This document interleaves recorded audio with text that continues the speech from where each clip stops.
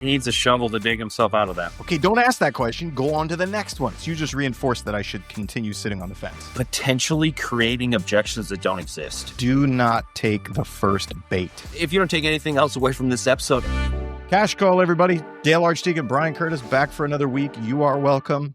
I'm saying that ahead of time. I'm sure this is going to be a great episode, Brian. I have an awesome call I want to listen to today. And you know, it's funny. I think this is a great call because there's certain elements in here that I feel like the average salesperson would listen to this and be like, oh yeah, we did good. Good job, right? Good stuff. Said some good things. Tough call. You know, you and I listening to this, I'm like, no, don't do that. You know, like when you yell at the screen during a horror movie, you're like, don't walk in there. And they do it anyway. Like you see it coming. There's several things I see coming. It's that, you know, it's funny. I'm going to pick a weird side here, but like, you know, in the movies where the main character finally figures out, or maybe it's not the main character, maybe another character finds out who the bad guy is, and they're standing with the bad guy alone, and the bad guy has a gun, and they go, I'm going to tell on you, and then they get dead. And it's like, why do people do that? I don't know. You're like, did you not see that coming? I saw that coming. You didn't see that coming? I saw that coming. We want you to pay attention and not tell the dead guy, tell the guy so you become dead. Yes, you butchered that horribly, but I think they get your. We can cut that whole thing. Okay. No, we're leaving it in. All right. So what call do you have for us today? You know, I've got a call that on its face seems okay, but there's just plenty of opportunities where we can do better. So, you know, and again, if you're watching Cash Call and you don't know what an intro script is, you don't know any objection handlers, any of the things, great. You're going to get some stuff too. But this is honestly, these calls, and it sounds like yours is too, it's more of the nuanced stuff. The thing you think you're doing well, and because it worked one time, and I've done that, like I did that for years before I had training. I would say this ridiculous thing because it worked well one time, and it was probably costing me a deal every other time I said it. So that's kind of what we're looking for is like, how do you get that last 20, 30% that most agents don't have? Yeah. I spent the good first couple of years of my career saying the dumb shit that gets handed out for free on, you know, at your brokerage. Yeah. That's been handed down from salesperson to salesperson. And I think the only reason I was successful is because I kept saying the dumb shit to enough people. But if I had said better stuff to people, I would have been even more successful. Absolutely. And let me reiterate what Dal just said. Even if you're bad at all the stuff that we talk about, if you make enough phone calls, two things will happen. Somebody will work with you. And the second thing is you make it better. Yes, exactly. All right. I'm going to play mine first, if that's all right with you. Hello. Hello. I believe we're starting your home search. He was your partner agent. I was just trying to find out, are you still looking for homes, or were you just window shopping at that time? Okay, so good script. Good. Right? Yeah. Yeah. Now, here's a pro tip, and this is something I've discovered. If you have that much information on somebody, like they spoke to an agent or interacted with an agent in the past, or they even went and saw something, just ask, do you remember that? And stop and see what happens. Here's why, is because when a consumer has an interaction with us, if you can force them to recall it, you immediately have more rapport than if they've never had an interaction with you or your company. 100%. You want to force them to remember it if you can, because it just speeds up the rapport process and gets you. We use it in sales training, Brian, for my company. Good. Most of our scripts, when we're calling our database of somebody who registered for a webinar in the past or raised their hand for training in the past, this is how it goes. Ring, ring. Hey, it's Brian. Hey, Brian, this is Dale Archdekin with Smart Sales Coaching.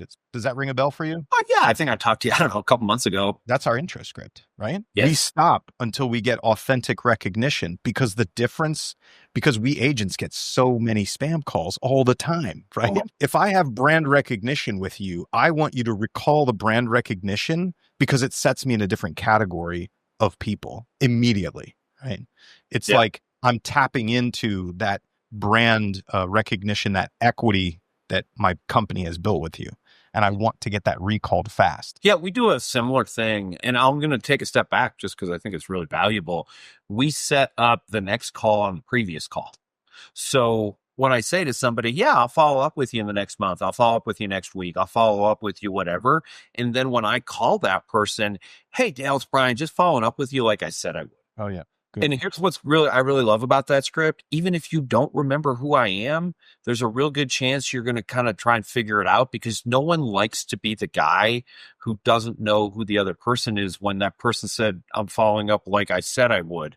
You know, if you just go, hey, this is Brian, do you remember me? You might, no, I don't remember you. Who the hell are you? Following up like I said I would. Oh, crap. It kind of makes your brain start functioning whether you want to or not. Yeah. All right, so I'm going to go forward. But otherwise, he had a good intro, right? Yeah. Well scripted intro. I would rather have this than some fumble bumble make it up intro. Oh, yeah. And the next level is what Dale was talking about for sure. I'm going to be honest with you, bud. I don't even remember connecting with anybody or talking about a house. I'm not currently where did you say you were calling from again? I'm sorry. I'm with my team leader is the partner agent you were matched with on Redfin, so probably some emails with him. I'm not going to disclose which company this person was with, and so you guys aren't going to be able to hear this, but let's just call it ABC Realty. And it's not ABC Realty. Well, I don't even know if there is an ABC Realty, but I'm going to use that. Don't say I'm with ABC, because nobody knows who the hell ABC is unless you're a real estate agent. Say ABC Realty. Yeah, I wouldn't just say Right. Agents know that. I would say that in terms of recognition, Keller Williams, Remax, or any big ones in your market are very recognizable. Yes. But Larry's, nobody's going to know that. If you say I'm with I'm with LPT, I'm with some of these newer ones, people aren't going to know that unless you're big in the market. Right. Unless your company is the number one in the market, like Dale said, or very, very, very national well known. So all the agents who I'm about to offend, just realize, yes, every real estate agent in the country knows who Real is, but most clients don't. Everybody knows who EXP is, but most clients know it. So Keller Williams, Remax, honestly, for years, Keller Williams wasn't even that big in my market. So yeah. Remax, maybe, I don't know. Say Realty at the end of it. It's not going to hurt. Let me put my spin on what you just said. Use whatever name or brand is most recognizable. And if you don't have a recognizable one, do what Brian said, which is you add real estate or realty onto the end, because you want them to know it's a real estate call. Absolutely. I mean, I'm not currently looking now. I could have talked to him. I don't know. I might have been looking a month ago. This is back in June, so it was like about a month and a half ago. Gotcha. Are you putting it on hold? I'm sorry. Are you putting like the home search on hold, or is like? Yeah, I'm just putting it on hold for now. I'm really waiting for this market to fall a little bit. If it even is going to, I don't know. So have you been watching like the listings lately? I have not. So to expect a huge 2008 crash, we're in an area where that's probably not going to happen. So what you're seeing on the news is really like areas that aren't, like, we're affected by military and government. So as long as we have those, we're pretty good. This is the part that I wanted you to hear, where I think that your average salesperson listening to this can be like, all right, cool. He's doing the hustle. He's like teaching them stuff. Like he's taking control. Great. You and me are like, dude, stop. Right? So this guy's literally potentially creating objections that don't exist. Go for it. Tell them how. Hey, I know you've been seeing this on the news. That's what's called a mind read. You made an assumption. You basically assume this guy watches the news. He may not even own a television, let alone watch the news. You've got to ask where they're getting their information from. Hey, out of curiosity, what makes you feel like the real estate market may crash? This and this and this. Okay, great. Let me explain to you why, since we are military driven and something else, that does not affect us the same way as other markets. Would be a great eventual objection handler, but we don't even know what this guy's actual objection is yet. No, we don't. And this salesperson shifts right into educating. He just takes it over. We are a minute 26 into this conversation. The only thing that we know about this guy is, one, he was interested in real estate before, two, that he's waiting for the market to fall, and three, that he thinks he's not currently looking or in the market. Those are the only three things we know. And this agent starts educating just out of pocket. Brian, why, as a salesperson, is that the wrong thing to do at this point? For a couple of reasons. A, you might create objections, kind of like I already covered. And another reason is he hasn't earned the right to start educating this guy. Just started saying, hey, I know that I called you. I know I called you out of the blue. We've been on the phone for a minute and a half. Let me tell you everything I know. Right. No.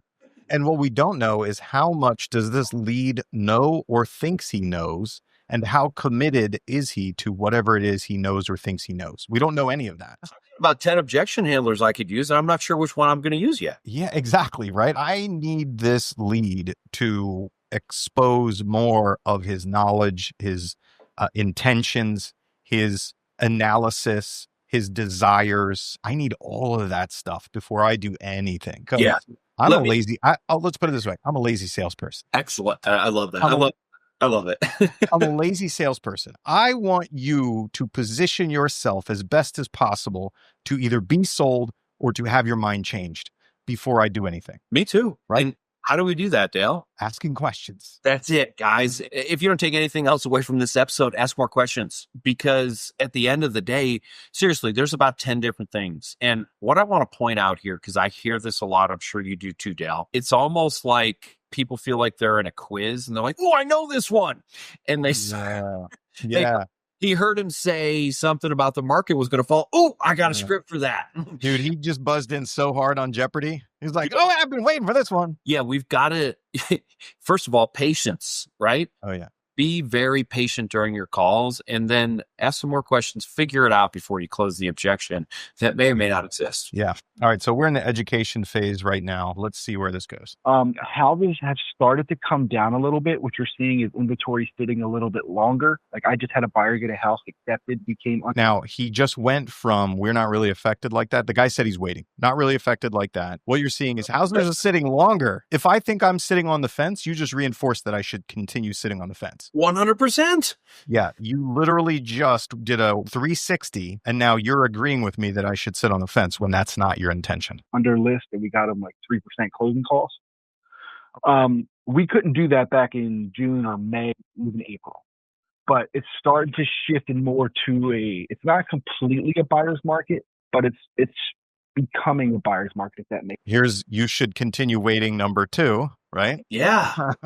This guy, he is driving the nail home into the coffin of converting this lead. Makes sense. So prices are coming down a little bit, and homes are starting to sit because there's a lot of buyers just sitting on the sideline. Gotcha. So it's starting to change now. And if perfect world, when would you, like, let's say perfect world, when would you want keys in hand for your home? All right. So we just did a weird thing where it was like, oh, you want to wait because you probably think this is going on in the market, which is not. It's different here, right? Implying that you shouldn't wait. But then he tells him that prices are coming down, buyers are sitting on the fence and getting rewarded. And now he says, ideally, when would you want to have keys in hand? So at least he turned the microphone back to the lead. But I would definitely listen to this call with this salesperson because I want him to hear the death spiral he just went through in that educational thing he did that was completely unnecessary. Yeah, he needs a shovel to dig himself out of that. So it's pretty deep. Yeah. Boy, he reinforced at least twice that the guy was smart to wait. Exactly. And maybe the guy is smart to wait. I'm not even saying that's not true. Right. But come on. We don't know. And here's the thing. The guy said, I'm waiting for the market to fall. That's all he said. Why? What's that going to do for you? What advantage will that get for you? Or what will you be able to avoid by doing that? We don't know any of that stuff. And Dale, obviously, we're not going to sit here and listen to 8 minutes in this phone call. But here's the other thing I don't know. Does this guy own a house he has to sell? Because if he owns a house he has to sell, then he has to look at both sides of the equation. Because when the market falls, so does the value of your house. Right. And that should be something we'd want to find out soon. The guy actually reveals to us, the lead reveals that he's a first-time buyer. I want to listen to just a little bit more because this is a pattern that I see with the salesperson in this conversation. And so one of the most important things that we do in my company, in fact, I was just talking to a team leader yesterday who is considering whether or not to do training with us. And I said, here's the truth. I don't know if he's going to listen to this, but he came to us and I'm like, yeah, we typically do like a 24 session training with a team because, it takes that long to be able to actually hear the techniques and strategies go all the way into the phone calls, right? The conversation. He was like, oh, I thought we could just knock this out in like a couple of sessions. And I'm like, we can give you some cool scripty stuff. We can teach you some stuff you haven't heard before, but whether your agents can actually go and execute it, that's another question entirely. These call reviews allow us to hear the pattern that a salesperson has. I want to show you this pattern. He's going to do it again. Nice. So I have a lender that I work with pretty frequently. Okay. And he just basically gave me the rundown on what I would need to essentially get the ball rolling. Mm-hmm. And because this will be my first home that I've ever bought. So I'm just basically preparing and getting everything done that I need to get done that he's, pretty much instructed me to. And once I get all that in order and, get all my ducks in a row, I'll probably be searching again. If I had to put a time on it, it would probably be within the next year to maximum 2 years, I think is when I'd like to get in this. Okay, so salesperson's doing a good job waiting. Yes, Listen. have patience there. Yeah. Okay. Now, Brian, after a client says something like that, hey, I have a lender I've talked to. He told me what I needed to do to get ready, put everything together. By the time I get that done, it's probably going to be 1.5 to 2 years. I think my first question would be, got it. What exactly did the lender say you needed to get in order before you could purchase, right? Mm-hmm. Would you have any different question? Yeah, because he was talking about what he needed to do.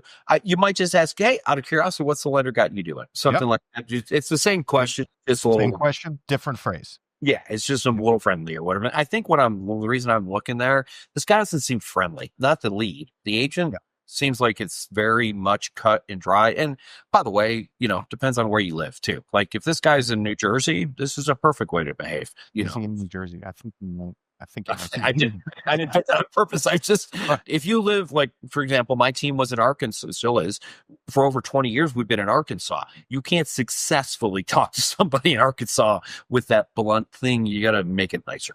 So just understand your market, I guess, really. Let's hear what the agent does with that information. Something. Okay. And what's the advantage of waiting a year? Because you're talking to the lender. Sounds like you pretty much are. You're way ahead of the game than most people I ever talk to. A lot of them ignore the lender forever, but you're starting off in the right spot. What's the advantage of waiting for a year? Okay, now this is our training, right? Hey, I'm going to wait for a year. He finally got to the training 3 minutes and 16 seconds in. Oh, got it. What's the benefit or advantage of waiting a year, right? However, this is why we need to listen to the calls that the salespeople make, because he would be like, well, I asked the question you guys taught me. Yes, you just asked it in the wrong place is all you did, right? Because he gave you a bunch of information. You just ask a different question, right? Here's the advantage. The advantage is he's going to get done the stuff the lender told him to do, right? Okay, don't ask that question. Go on to the next one. What did the lender ask you to do? What does the lender have you doing, right? Right, because here's the thing. We might actually have an opportunity to save ourselves a bunch of time here. And what I mean by that is, I had a 480 credit score and declared bankruptcy 1.5 years ago. Yes. I don't think that's what the case is, but it might be. Well, I don't know. Brian, I was thinking the same thing when I was listening to this. As soon as I heard 1.5 to 2 years, I was like, all right, it's either credit or money, or what else could it be? It's either credit or money. Starting a new job, and so you need time on job is... Yeah, for lack of work history. Couldn't get qualified. Yeah, for whatever reason. But yeah, there's multiple. Right. Yeah, so those were the three that occurred to me. I was like, it sounds like it might be one of these three. I just would like to have more money, just in case. Just to have more money in the bank, ready to go, and just in case something happens. Something's not, brought to light to the realtor selling houses and stuff like that. I'm going to speed this up, and I want everybody to hear all of the missing questions that should have been asked. My buddy is selling a house now, or a trailer rather, and it's an absolute nightmare for him. But just hearing the struggles that he's going through, one of them being he had a really bad roof issue, which led to mold, and just hearing how they are going about fixing the issue is like quite scary. So that kind of totally different situation, but it kind of scared me a little bit. I'm just like, wow. So in case I, don't get lucky and that isn't brought to light prior to me buying a house, and I, obviously encounter the issue later on down the road, I would just like to have something in the bank ready to cover that. That makes sense. Just fix anything that isn't, like I said, brought to light prior to me purchasing. So that's one solid thought from this lead, this prospect, right? Yep. He has experience or knowledge. He has some information from other people. He thought about it. He put together a plan and is going into his decision to wait. Makes sense, right? Makes perfect sense. It's very logical. I agree. Very logical. Now, we as salespeople, you and I, would probably keep pumping this well because the guy's willing to talk to us.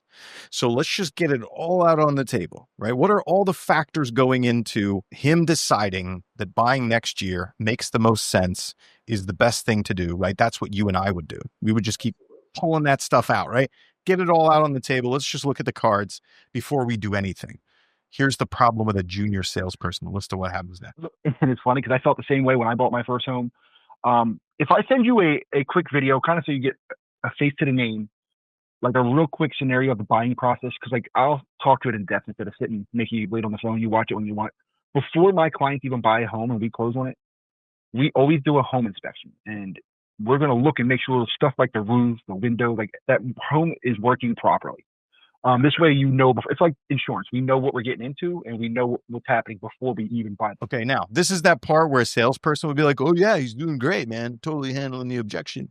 Me and you were like, bro, you just jumped on that first concept and you're trying to handle it already. Stop trying to handle that. He actually didn't address his objection. His objection is, I buy a house and I missed something and I need money in the bank. Yeah. If you want to handle that objection, and I don't think you should, but if you do, hey, one of the things that we do with our clients, and there's basically only about 3 things it doesn't cover.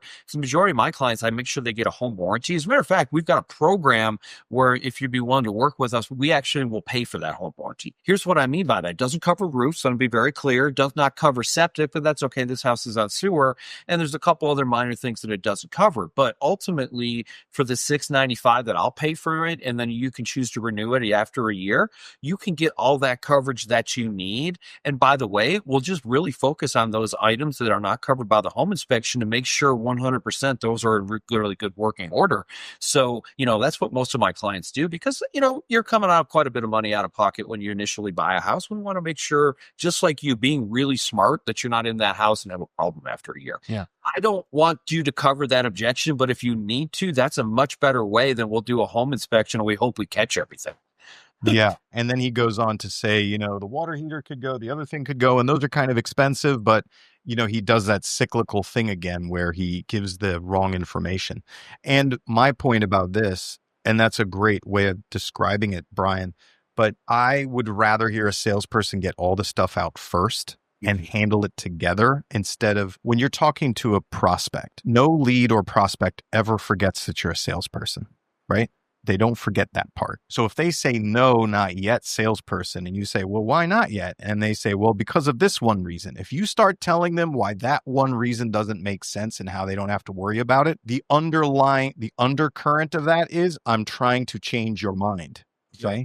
So if you have a few more back there that it's because of this and this and this, and that salesperson starts in on trying to objection handle the first one you drop, you've now let them on to the fact that you're trying to change their mind. And the likelihood that they're going to give you all of the rest of the authentic information goes down. So, and let me tell you something else. I'm going to teach you, not you, Dale, but I'm going to teach an objection handler real quick, okay?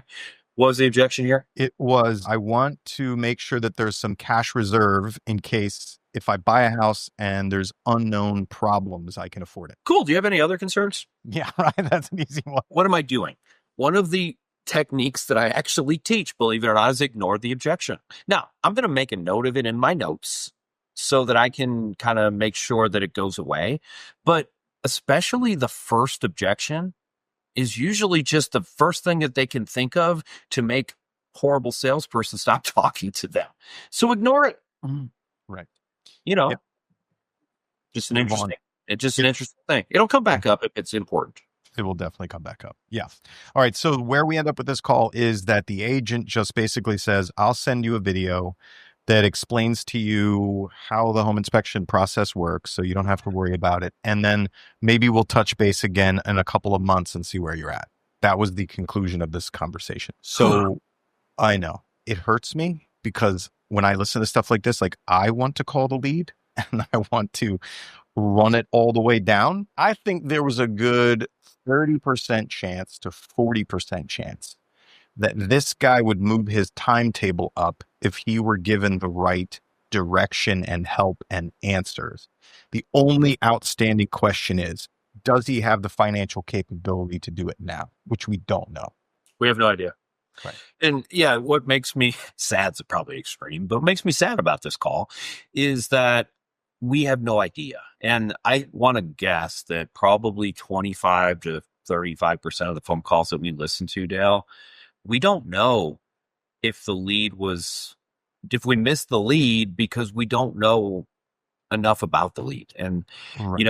And you said this a couple of weeks ago, and thank you for saying it, because it really hit home for me. We have to work harder on the calls that you didn't say exactly like this, but when you get somebody on the phone, you should either be setting an appointment or they should be telling you to go to hell before you get off the phone, because it can be another 20 minutes of dialing before somebody answers. Yeah. Yeah. And I'm being extreme there, but guys, I don't know about you, but when I was actively selling, I was about 18, 19% answer rate. 1 out of 5, basically. If we get to 1 out of 10, I'm excited. It's more like, 7, 8% answer rate.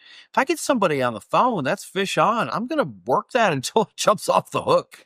And it's so important nowadays. And literally, it's more important today than it was 5 years ago. Yeah. Let's put it this way. Every person who answers that phone is either going to meet with you or they are your best friend. It has to go one of two ways, right? You don't exit that call voluntarily unless they agree to meet or they're your best friend. Yeah. The third option is they don't like me at all and hang up. That's the third. Yeah. But you don't voluntarily leave that phone until one of those two things happen. Absolutely. And so, I'd actually challenge people to think about it. We used to talk about this, Dale. We have talked about it a lot lately, but push throughs, like I want 3 push throughs. What does that mean? I want 3 no's before I'm willing to accept your no. Right. And so, really keep working on this. You got somebody who's at least willing to answer the phone. And unfortunately, that makes it a pretty good lead nowadays. So that's gold. Brian, unfortunately, our studio time is coming to an end. I don't think we can listen to your call today. Is that okay? It is, Dal. And here's the good news. Next week, I got to work a little less, and you'll have to work a little bit more. Maybe I'll go first next week. That way, if we run over, then you don't have to. There we go. We're going to listen to a bunch of phone calls between now and then anyway. It doesn't really matter because that's what we do, and I think it's important.